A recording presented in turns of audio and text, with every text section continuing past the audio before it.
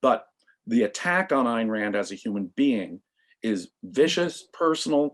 It tries to scare young readers away from reading her, and it succeeds to some degree. And so I think that discussions like this have value because it counters the idea that Ayn Rand was in any way, in my mind, an immoral person. She was not. She was an ethical hero who lived her moral values. But also notice the other thing.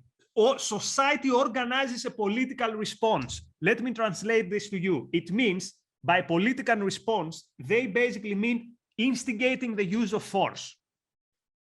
So notice they keep telling us about technology, quote, forcing itself, which again means us adopting it because it's cool. And then society, by the way, who is society? Because again, I don't agree with what, quote, society has to say about Uber. Then society organizes a political response. Political sounds cool. Why don't you call it how it is?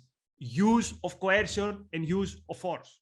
On the other side, if you want to see a similar invasion of politics, obviously there was the disgusting skeptical of President Trump and the leader of North Korea, the tyrant of North Korea. I just think it takes a massive amount of evasion to say, I'm going to put all that aside and pose for a picture with a man who executes his citizens. You want to have a meeting with this guy? I mean, what kind of evasion would you have to sit down and have these types of meetings? And evading the reality of this is not just another leader. This is somebody who I've nothing in common with, no values at all.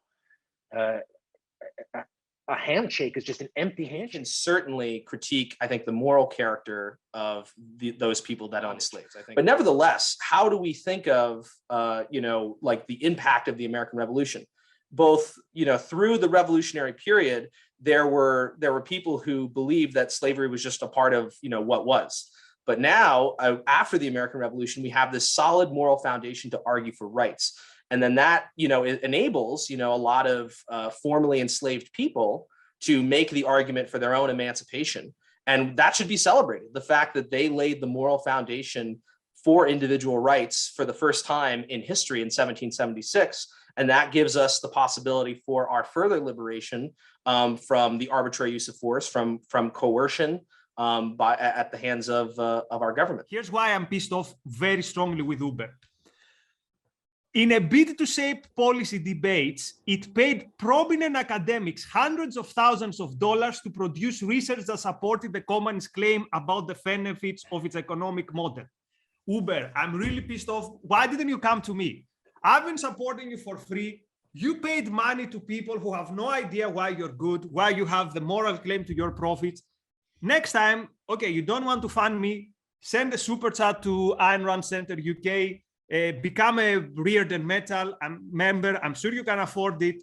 And I think your money was not money well spent. So next time, choose wisely.